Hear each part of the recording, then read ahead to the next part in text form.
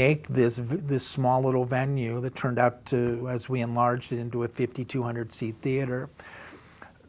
I just learned from Bill Graham, who was another Dutch uncle of mine, and Bill's, the way he made that legendary feel to kids like me, to fans like me, of the Fillmore East and West, were one you'd see in those great liner notes of every great live album recorded at the Fillmore. So I really inspired and tried to promote my artists to each summer to produce live concerts, live recordings. And so I did, first was able to convince Joni Mitchell to do her, which she kind of anchored in and around the amphitheater performances, which was her last, with Tom Scott and the LA Express, kind of that last great pop rock album of hers, Miles of Aisles, which I thought was a great title. Sure. And she gave me my first gold record. And then Jackson Browne's Running on Empty, the Blues Brothers, Briefcase Full of Blues, of course, James Taylor's Greatest Hits album. And me being that kind of fan, and maybe one of the, if not the youngest promoter in the international touring business in this small little market, Los Angeles.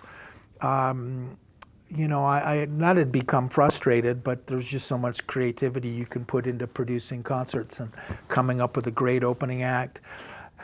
And Wasserman to keep me there. Did you pitch the record company idea? Well, what happened at 24, so maybe 77, 78, Mo Austin kept, I had all but became the house promoter for all the Warner Brothers artists.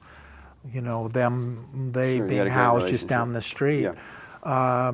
And Mo trying to convince me to leave to come to Wasserman and MC and come over to Warner's and be a real A&R guy.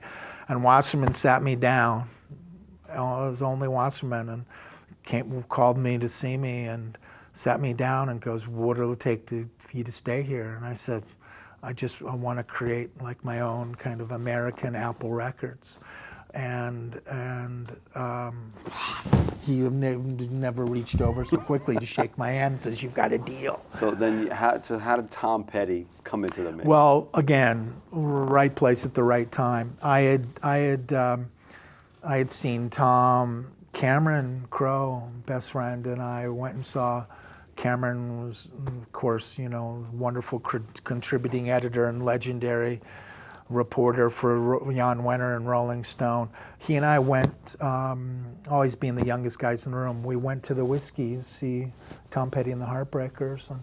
And I love this band, you know, guys from Gainesville, but yet had such a blend of McGuinn and the Byrds and the Stones rhythm and feel, and of course, you know, mired in Tom's vocal and such a Dylan, Neil kind of phrasing. I just love them. Sure. And so even though maybe they had played to maybe 3,000 seats maximum in Los Angeles prior, I was captivated enough that I just, so you were able to make a deal with him. I booked him for 2 concerts the next summer. Excuse me. They sold out 11,000 seats. It was a benchmark career move for him. And but in the interim, I messed this up in terms of time, so forgive me. But Cameron and I had seen him at the Whiskey, and that summer, I had brought Bob Dylan back to Los Angeles after he had last played Thanksgiving with the band. And he was touring and had 8 concerts completely sold out, maybe my toughest ticket ever. And I was completely besieged with everyone in the world calling me for tickets for that opening night. It was such an event. And sure enough, Cameron, out of the blue, Cameron calls me, and he was finally interviewing Tom for his first interview for Rolling Stone, and said, "Look, you know, I just told, you know, Tommy you could maybe get him in." And So I just rolled my eyes, go, Tom, man, I've kept Nicholson down to 2 tickets, Beatty down to 2, Jackson Brown is coming as a single. I have no seats unless I put him in like folding chairs or I put him up on stage. So lo and behold, Tom showed up with his guitar tech, and that's where I met him, and came in with his guitar tech. And I remember I had no place to put him, and so I literally dragged him into the dressing room and put him off into a corner. And he, of course, was just fascinated, and of all things, Bob Dylan. Right. Was it a good Dylan show? Could you hear Dylan? Could you hear Dylan enunciate the lyrics? Well, what was interesting, Johnny, imagine this.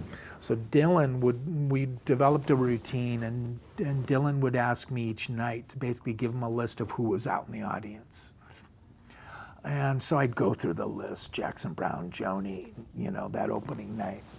And it got to the end of it, and I go, and Tom Petty. And he goes, who's Tom Petty? And I go, well, I told him Elvis Costello was in the audience, and I told him Tom, and how he was this rocker that I just loved. So imagine I put probably his biggest fan, Mr. Petty, out in the audience, folding chairs, and Dylan gets the 10th, 12th song of the set, and suddenly goes, and I want to welcome Miss Joni Mitchell, and he'd go through the list. And then imagine you're Tom and you're out in the audience and you're seeing your hero, and all of a sudden it's like, and Tom Petty. He name-checked Tom, and young Tom Petty, so I giggled, Oh thinking to my myself, God, I would have loved to have seen his face.